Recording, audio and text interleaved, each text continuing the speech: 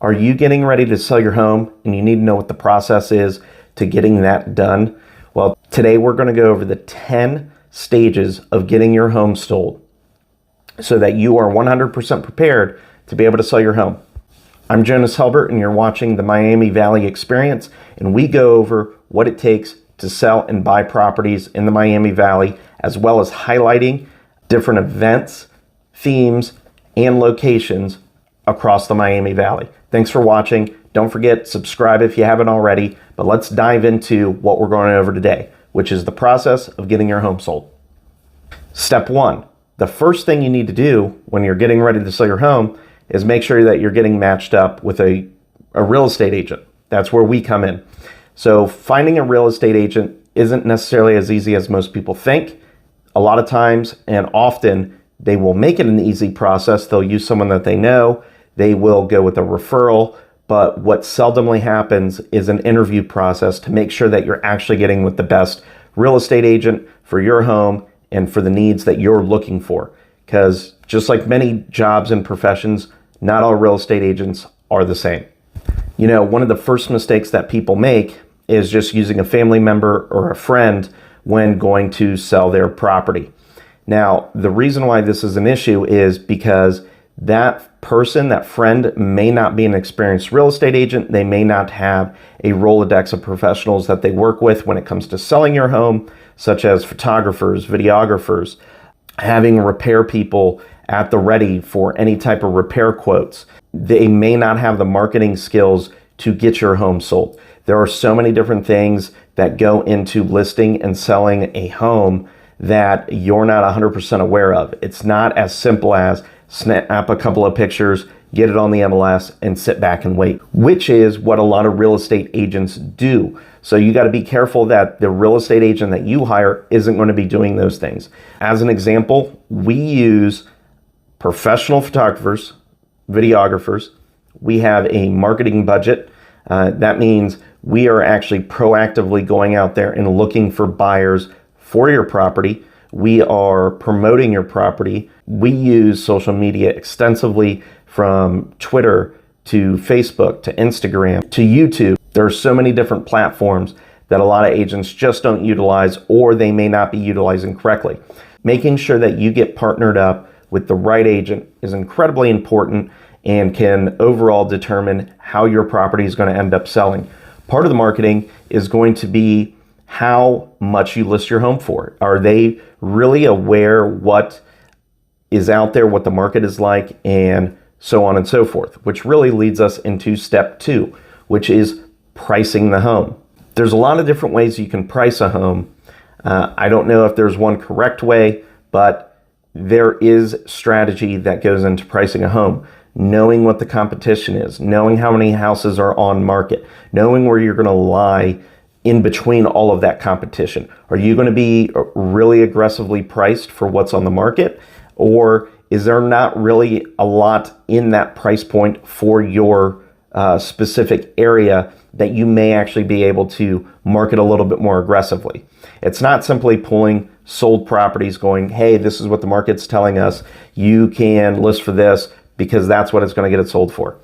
That's not necessarily the case. We may find that your home should be listed at $159,900, but what we might find out is there are houses in the market that are only listed up to $110,000, and then there may be a gap all the way up to $180,000.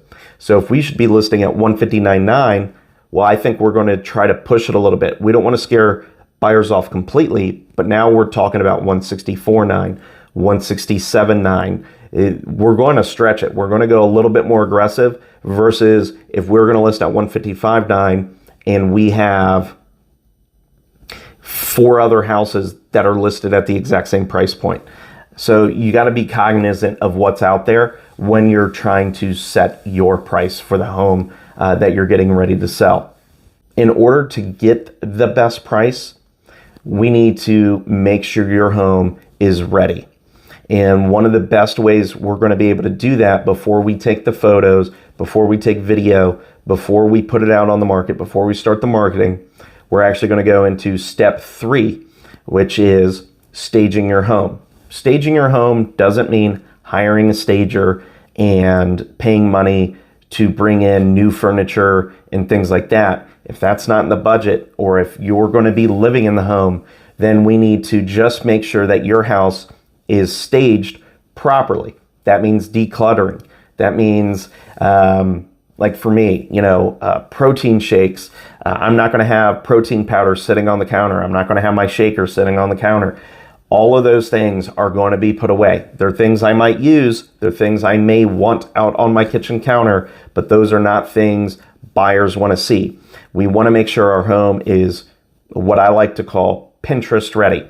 In other words, it's got to be minimalized as much as possible. People want to feel as if you live there, even if you do or do not, and they want to know that there's plenty of space. So that's what we need to show them.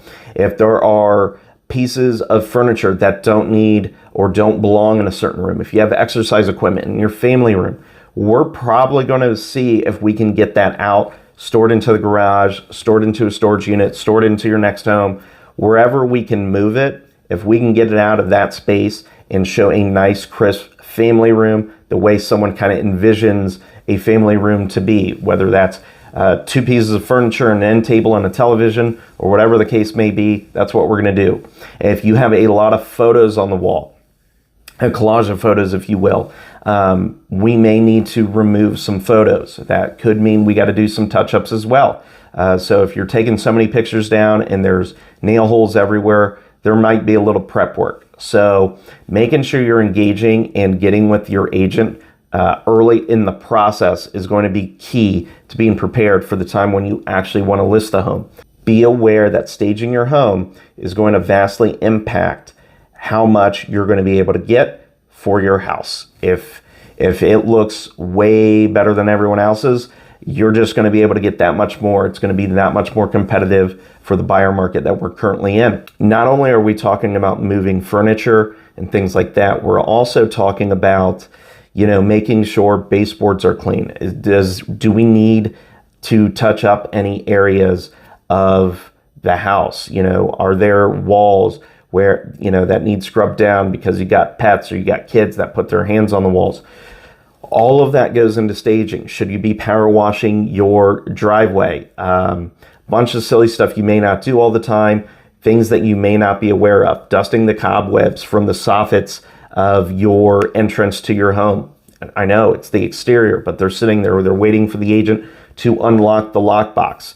What else are they going to do? They're just going to sit there and stare at the house. So if that is not set up and staged correctly, they may pick up a negative perception of what your home is and how you might take care of it. So let's make sure we put our best foot forward and we stage it properly to show that pride of home ownership. That's going to be extremely important in getting your property sold. The next stage is going to be coordinating and handling showings. We automate this process as much as possible. We make sure that our clients, unless there's some type of situation that would call for us not to do this, but what we do is we automate the request to make sure that they go directly to our sellers, so that if we are not immediately available, if there are multiple sellers, we'll also be getting the notifications that someone would like to view their property. We need to discuss and have a conversation of availability. Maybe you work from home. Maybe you can't show until after 5 p.m. Maybe you can't show on Sundays. Maybe you can't show between 2 and 12. There's a lot of things that may be going on that we need to work around. So having a schedule up front so that we can be prepared, so we're not getting a request constantly for times that you're not available, is going to be important. This is going to sound silly, but if we block out of the calendar that you're unavailable between 12 and 2, Monday through Friday, is a lot different than someone sending a request at 1:30 p.m. when you're not available and us declining it. We always get comments of, oh, do they not want to sell their home? Are they not eager? Well, geez, it seems like they don't want to sell their house. That's not it. The problem is you and your real estate agent didn't communicate and didn't take the time to sit down and address when you are and are not available to show properties. Maybe you need a 2-hour leadway, a 1-hour leadway. Maybe you have pets and you need to get them out of the house. There's a bunch of things that need to be discussed that a really good real estate agent is going to do with you as a home seller, whereas an average agent who doesn't list that many properties may not see the harm in not addressing this. But I don't know how many times someone has asked me to go see a house, and I send the request, it gets declined, I get the negative feedback from the buyer, and then they actually don't even want to go see the house anymore. It makes no sense. I understand it. I try to explain it as a buyer's agent, but sometimes, unfortunately, a buyer's agent's not going to be able to get ahead of a situation when it really should have been the responsibility of the listing agent and the sellers to set the proper expectations of when your home was going to be available to sell. So once we've coordinated your flexibility on when you're going to be able to show property, it would be time to list the home. So steps 1 through 5 are really starting to come into action there. You've already worked with your agent. You've already set the pricing. You've already gotten the staging and the coordinating of the cleanliness and organization of your home in place. You've discussed how and when you're going to have showings. Now it is time to list the property.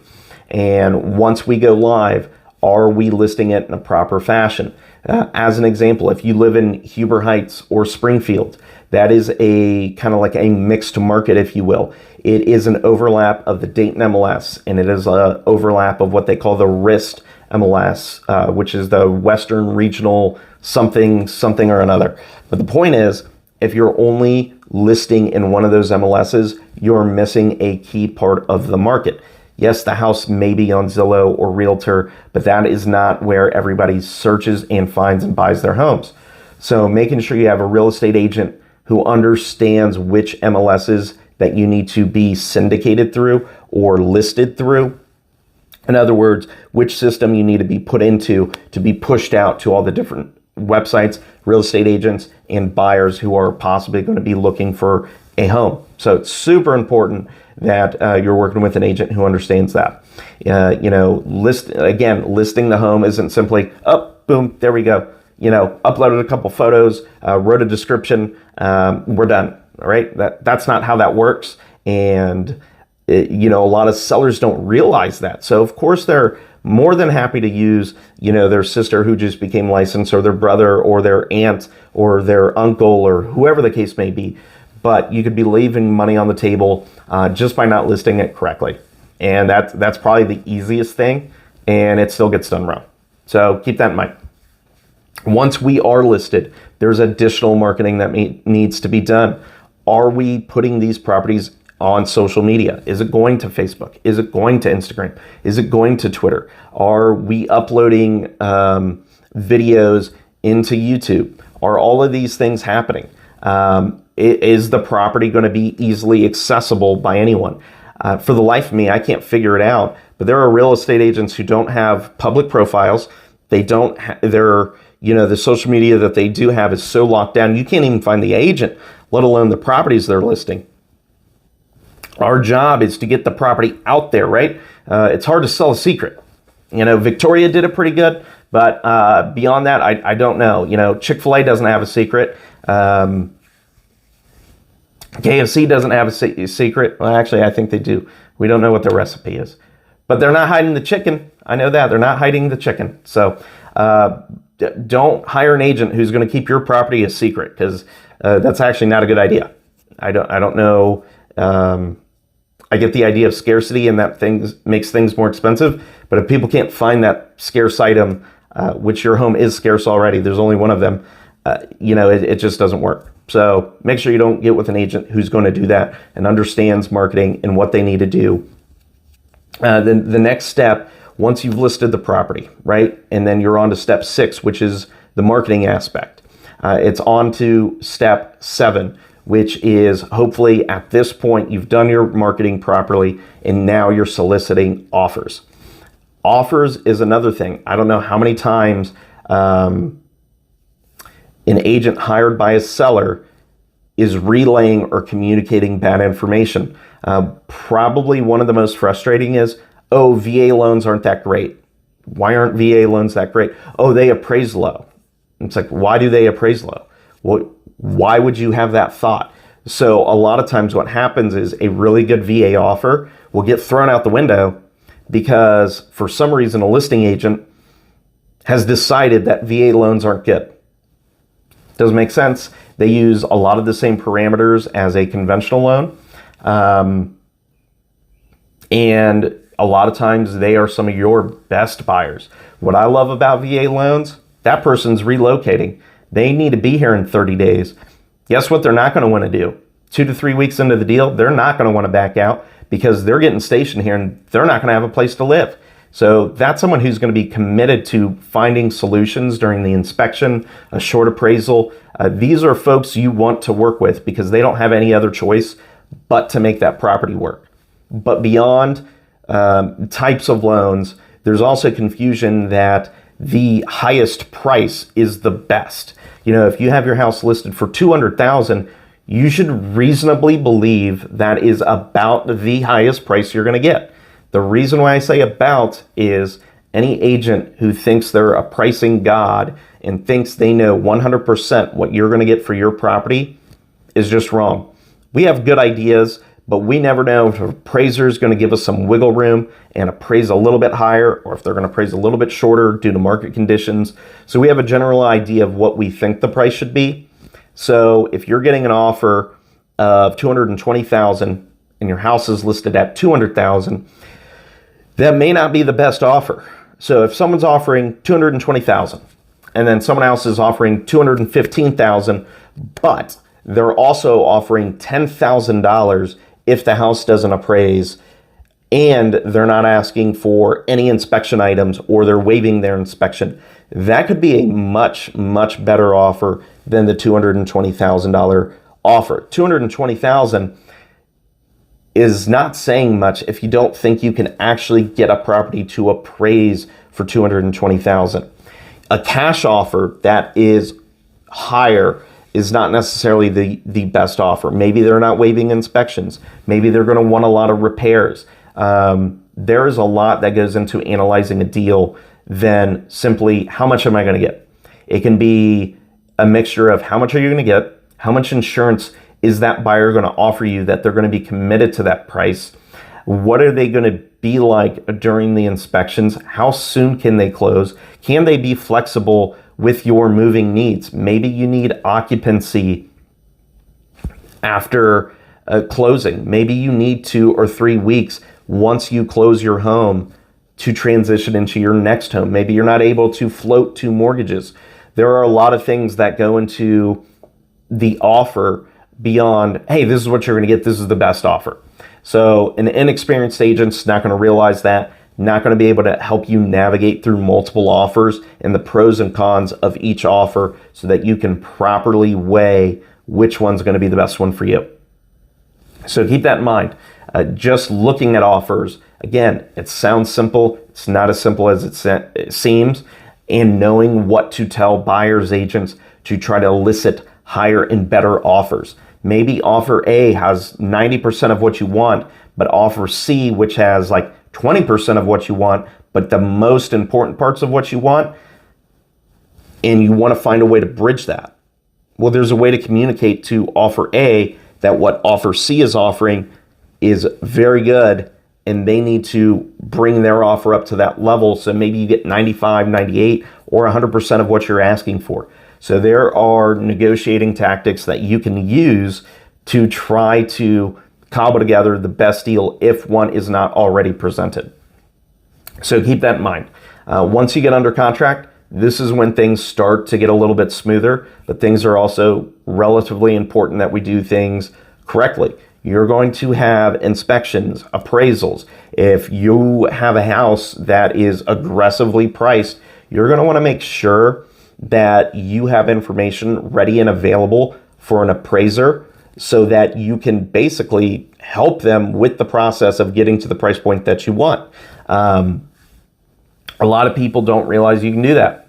It's kind of a simple thing. You're preparing, making sure that your home is presentable, right? It may not be a direct check mark on an appraiser's checklist or a home inspector's checklist, but if they walk into a home that doesn't feel well cared for, the perception is there, right? It's a negative perception affecting them while they're trying to analyze your property. Let's try to make that a positive experience. We want to be accessible. We want your home to show that pride of ownership, even to a home inspector, even to a appraiser. If I was a home inspector and I walked into a home, I think I'd be searching a little bit harder if I feel like someone didn't really take care of their house, because it's like, what am I going to find? Whereas if someone truly takes care of their home, you get some appreciation.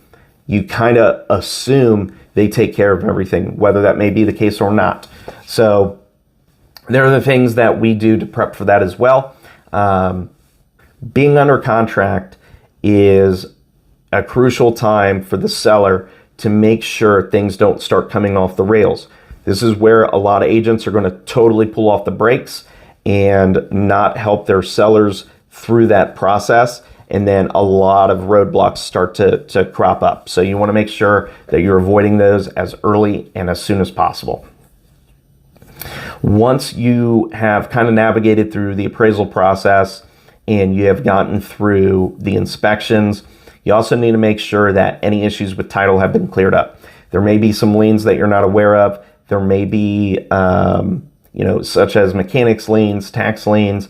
We want to make sure that you're good. Or maybe if you're, selling a home and someone has passed away that used to own the home, you haven't gone through probate and have certain things in place to make sure that whoever is selling the home is able to do so.